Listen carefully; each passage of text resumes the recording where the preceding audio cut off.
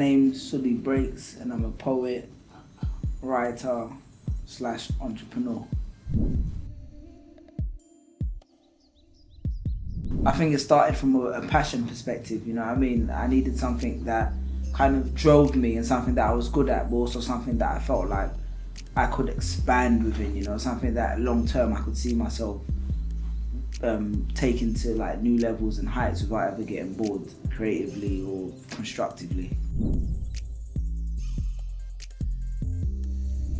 As an entrepreneur, it was interesting because I started out as an independent artist, but which a lot of my influences growing up, I'm talking about artists like Jay-Z, Diddy, you know, there's always been an entrepreneurial element to the music they made and to the ventures that they pursued outside of the music.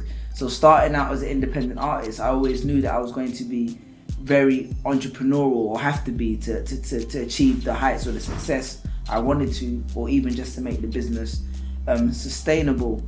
And I think as I grew, I started to realize that reading things and learning things that tie directly to entrepreneurship had positive impacts on my creative and my my business, my artistic ventures. So yeah, and that's how it continued. The key to success, I think knowledge.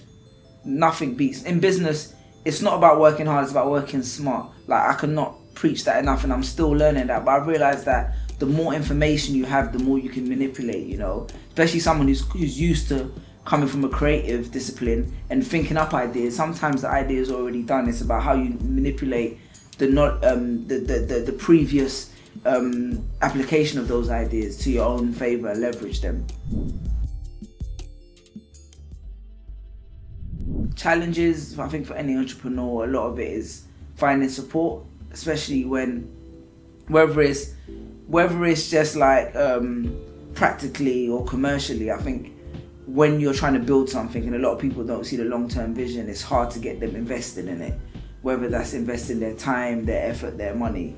At every stage of my business, I've always found that to be a hurdle. When I first started, it was people coming to invest their energy, you know, people trying to support the thing.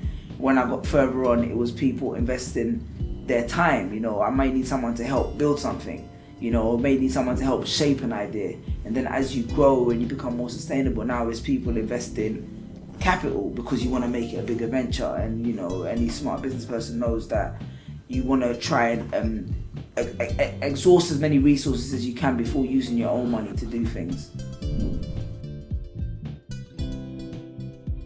I think the biggest, when it comes to overcoming obstacles, a lot of these obstacles of support, it's about searching out like-minded community. But also when you find people who are kind of like passionate and productive, I think it's got to make an effort to support them as well, because that means they stay around and they also want to support you. It has to be mutually beneficial, you know. If you make yourself a person of value, other people will want that value, but also provide value to you. So I think that's one of the biggest things. I found that when I found people who were certified and they helped the thing, keep them around you at any time, you know. Gain information, man. Like, information is key.